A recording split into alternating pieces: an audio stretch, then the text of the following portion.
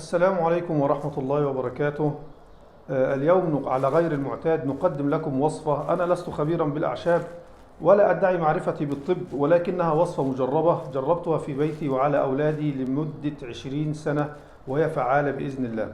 ورأيت أنه من الواجب أن أفيد أحبابي وأصدقائي وكل من يسمعنا بهذه الوصفة. الوصفة مكوناتها طبية عشبية معروفة. أولا الحلبة المطحونة، والحلبة قال فيها النبي صلى الله عليه وسلم: لو علمت أمتي ما في الحلبة لشروها صاعا بصاع، أي بوزنها ذهبا. المكون الثاني حبة البركة، وقال فيها النبي صلى الله عليه وسلم أنها شفاء من كل داء. المكون الثالث وهو العرقسوس، والعرقسوس كما يعرفه الصيادلة وطلاب كلية الصيدلة أنه مصدر طبيعي للكورتيزون، الكورتيزون الطبيعي. المادة الرابعة أو المكون الرابع هو اللبان، واللبان معروف جدا جدا بفوائده الطبية، وأنه ينقي الصدر ويعالج السعال وينشط الذهن أيضا، وهو مفيد في ذكاء الأطفال. ما فائدة هذه الخلطة وكيف يتم إعدادها؟ المكونات في البداية لا يزيد ثمنها عن 15 جنيه فقط. هذه المكونات الأربعة تعالج ماذا؟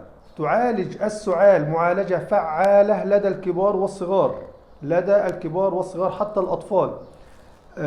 تعالج الحموضة، حموضة المعدة، إذا شربنا كوب من ذلك وسنرى كيفية الإعداد. يعالج حموضة المعدة.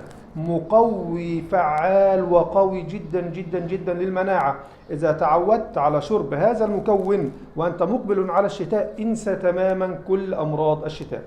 أولا نشتري الحلبة مطحونة لأن طحنها صعب في المنزل، ثم نطحن حبة البركة بشكل جيد، ونطحن العرقسوس ونطحن اللبان.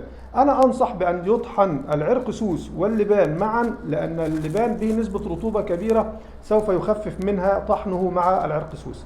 أنا وفرت عليكم كل ذلك وقد قمت بالإعداد، سنرى. هذا هو مطحون حبة البركة، هذه حبة البركة بعد طحنها. وهنا قد قمت بطحن العرقسوس مع اللبان، يعني هذا المكون الأول حبة البركة مطحونة 50 جرام من حبة البركة. المقادير 50 جرام من حبة البركة، هذا المقدار 50 جرام من حبة البركة. الحلبة المطحونة 100، يعني 150. العرقسوس واللبان 25 جرام و25 جرام. طحنا 50 جرام من حبة البركة، طحنا 25 جرام لبان مع 25 جرام عرقسوس. يبقى المكون الرابع وهو الحلبة المطحونة 100 جرام. هذه الحلبة المطحونة. كيف الإعداد؟ الإعداد بسيط جدا جدا جدا. نقوم بخلط المكونات الأربعة خلطا جيدا في إناء واحد. أنا تعمدت أن تكون الأشياء جاهزة حتى نختصر الوقت ولا يطول التسجيل عليكم. ووالله لن أقول أنها ستعالج من كل الأمراض، فكل المكونات مشهورة لديكم تماما تماما تماما، وأحاديث النبي صلى الله عليه وسلم والطب البديل تحدث عنها. هنا 50 جرام حبة البركة مع 100 جرام حلبة مطحونة، وهنا نضيف اللبان مع العرقسوس. تقلب هذه المكونات تقليبا جيدا. هذا هو الشكل النهائي للمنتج بعد أن يقلب ويخلط بهذه النسب. لاحظوا النسب: 100 50 25 25.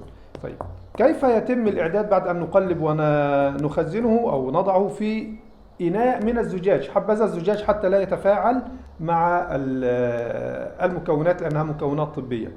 هذا المقدار يوضع على كوب ويسكب عليه الماء المغلي ثم يغطى. كيف يكون شكل المنتج النهائي؟ أنا أعددته لكم.